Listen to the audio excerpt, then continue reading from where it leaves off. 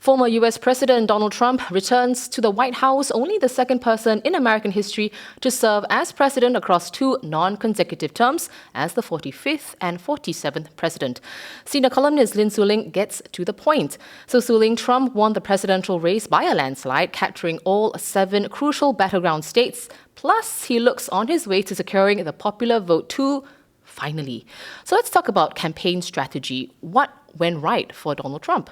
Well, Olivia, the one thing that you have to bear in mind is that Trump is a very unusual candidate, and I think it's very hard for people to digest how this convicted felon who makes the most outlandish comments about immigrants eating cats and dogs can actually win this election. Keep in mind that his voters take him figuratively and not literally. He's someone that gets them and gets their economic hardships. And that's the second thing they need to understand. This was an election of change. Many Americans, 7 in 10, think that the country is going in the wrong direction. The economy is also emerging as a top issue, which is why Trump has the advantage here. He's most trusted to steward the economy, and most Americans are reeling from the economic pain points. So this was ultimately a referendum on the Biden-Harris administration.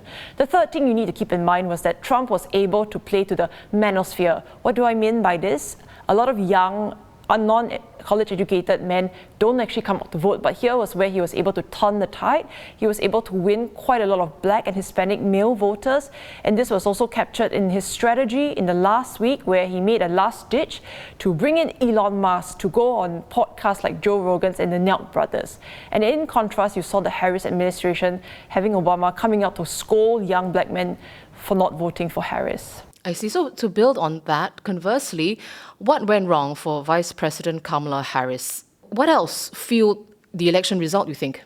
Well, it is a gender election in that sense because the Democrats were banking on abortion to be able to turn out women voters. That was a strategy that worked in 2022 during the midterms, where we saw a huge number of women come out to stem the red wave because the overturning of Roe v. Wade was a serious issue for them.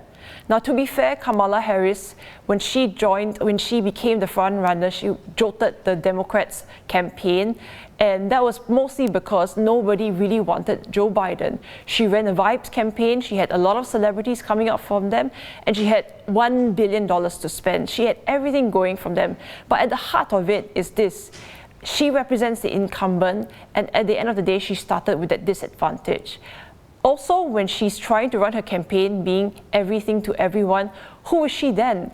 And when she was unable to break faith with Biden, unable to say what she could do differently from Biden, in the end, people decided to go with Trump, because when she asked the question, she made the statement, "We are not going back." People are saying, maybe I want to go back. So in the end, the last question that you also need to ask yourself for the Harris campaign was, they ran a strong ground game, they ran a strong campaign, but did that backfire because people were tired of the constant messages from Kamala Harris?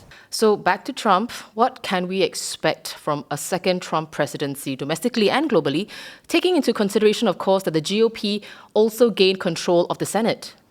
It might have come as a shock to people that Trump was able to sweep both houses of Congress. At least it looks like that as well in the House of Representatives, apart from the Senate. But this is just textbook US politics. Since 1992, when a new president wins, he usually sweeps both houses of Congress. Now, this is a good thing for America because it's useful to keep the government going. Congress will be able to pass important things like raising the debt ceilings and looking at tax cuts for businesses, which will be expiring next year. But what people are most concerned about is whether this will be a revolutionary government, and I think that will be the case because Trump's election promises include deporting immigrants, raising tariffs, and remaking education. But here, I think the biggest difference would really be in foreign policy. And Trump's promise to end the Ukraine war on day one, that's very disconcerting.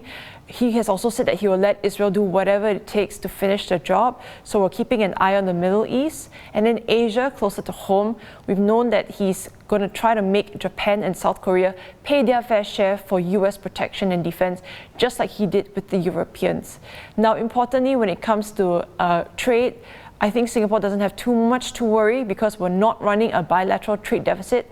But having said that, it will be very important to communicate to the new US president how the relationship between Singapore and the US is in the US's advantage.